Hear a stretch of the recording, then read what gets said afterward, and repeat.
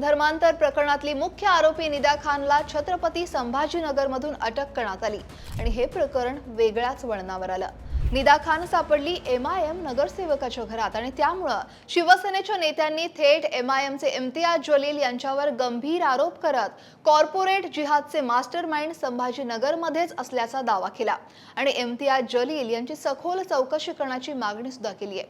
काय आहे हे प्रकरण आणि या आरोपांमागे दडलंय काय, जाणून घेऊयात सविस्तर। नमस्कार, मी अक्षरा चोरमारे आणि आपण पाहताय लोकमत।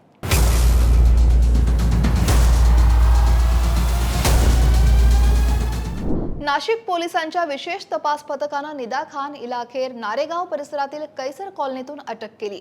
ती आई-वडील, तिचा भाऊ आणि मावशीसह त्या फ्लॅटमध्ये राहायला असल्याची माहिती पोलीस तपासात उघड झालेली।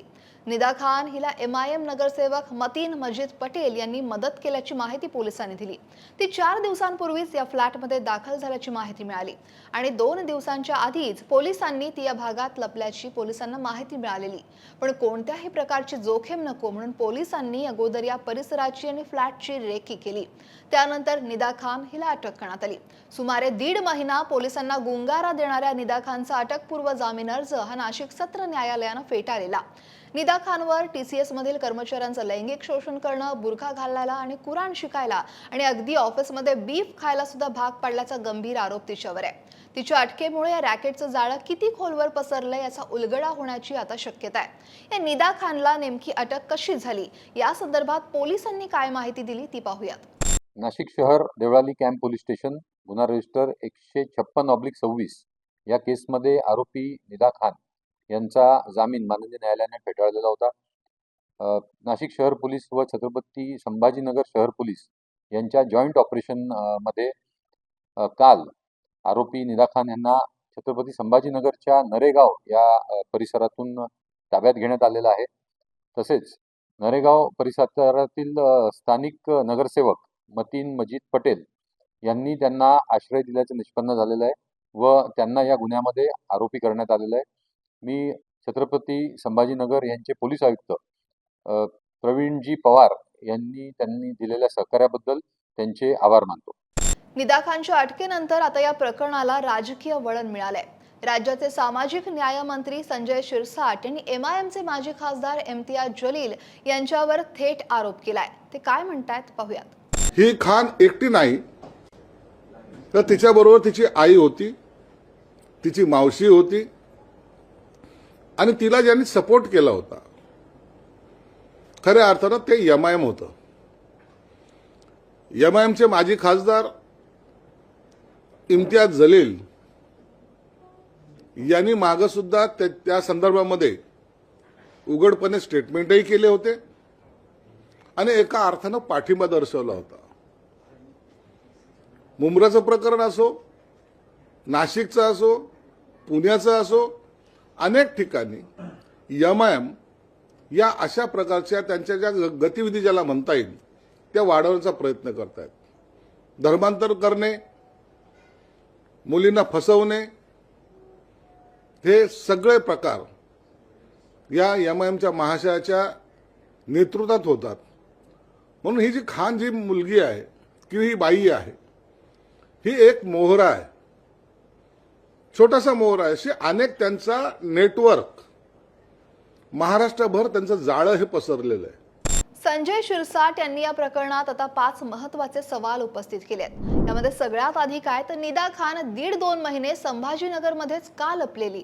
दुसरं म्हणजे बेरोजगार तरुणांकडे महागड्या दुचाकी आणि आयफोनसाठी पैसा येतो कुठून। तिसरं म्हणजे MIMनं निदा खानला उघडपणे पाठिंबा का दर्शवला। यापुढे म्हणजे कॉर्पोरेट जिहादचे मास्टरमाइंड नक्की कोण आणि निदा खाननं अटकपूर्व जामिनासाठी गर्भवती असल्याची खोटी माहिती का दिली। या प्रश्नांची उत्तरं काय मिळतात याकडे आता सगळ्यांचंच लक्ष लागलंय।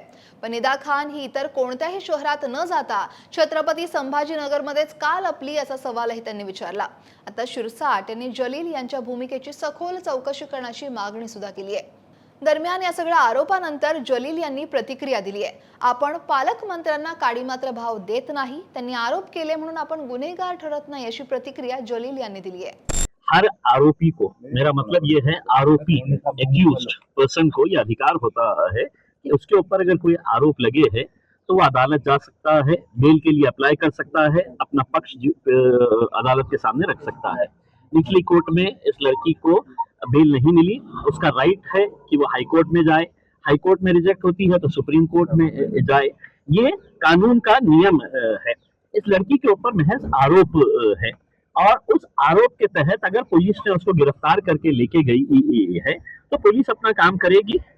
न्याय प्रणाली, जुडिशरी जो है वो अपने लेवल के ऊपर अपना काम करेगी, उसके अंदर क्या सच्चाई है क्या गलत है करके। और इसका इन्वेस्टिगेशन जहां तक मेरी मालूमात है ये नासिक पुलिस कर रही है। मेरे शहर का कोई पालक मंत्री कर रहा है करके ऐसा नहीं है कि वो प्रेस कॉन्फ्रेंस लेके है तो ये तय करने वाले हैं। अगर उनको कुछ शिकायत है, उनकी कोई तकरार है तो वो पुलिस कमिश्नर के पास जाए, मुख्यमंत्री के पास जाए, वहां पे जाके शिकायत करे। लेकिन उन्हें ऐसा लग रहा है कि इतने टाइम से जो मैंने इनके भ्रष्टाचार के पलीदा खोला था पूरा, उसमें वो किसी तरीके से ऊपर नीचे मैनेज करके बच तो गए हैं। अब उन्हें लग रहा है कि ऊंट पहाड़ के नीचे आया है तो जितनी धुलाई कर सकते हैं धुलाई कर ले। अगर नैन्सी फर्नांडिस रहती तो भी मेरा यही स्टैंड रहता है करके इसमें। तो हम जो है वो एक बच्ची का जो लीगल राइट है, हम उस लीगल राइट के बारे में बात कर रहे हैं। आप कह रहे हैं कि नहीं, नीचे की अदालत में हो गया है तो अब उसको फांसी हो जाना चाहिए करके उसमें। तो अनफॉर्चुनेटली ये जो मीडिया ट्रायल चल रहा है ये अगर हट गया तो मेरे हिसाब से बच्ची को 100% इंसाफ मिलेगा, हमें पूरा विश्वास है। पोलिसांनी निदा खान सोबत अटक केलेल्या इतर आरोपींची सुद्धा म्हणजे तौसिफ अत्तार, दानिश शेख, शाहरुख कुरेशी आणि रजा रफिकची कसून चौकशी सुरू केली आहे।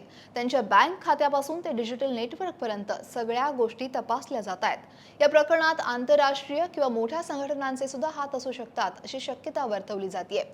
कॉर्पोरेट जिहादच्या या आरोपांमुळे महाराष्ट्राच्या राजकारणात आणि समाजात मोठी खळबळ उडाली। नाशिक ते संभाजीनगर पर्यंत पसरलेले या प्रकरणाचे धागेदोरे नेमके कुठे पोहोचतायत हे आता एसआयटी चौकशीतून स्पष्ट होईल। आगामी काळात या प्रकरणाचे राजकीय पडसाद उमटलेले दिसतील हे मात्र निश्चित। पण या गंभीर प्रकरणावर तुमचं मत काय आहे? कॉर्पोरेट जिहादच्या आरोपांमध्ये तथ्य वाटते का? निदा खानच्या अटकेमुळे आणि इम्तियाज जलील यांच्यावरच्या आरोपांमुळे महाराष्ट्राच्या राजकारणावर काय परिणाम होईल? कमेंट नक्की करा आणि लोकमत सबस्क्राइब करायला विसरू नका।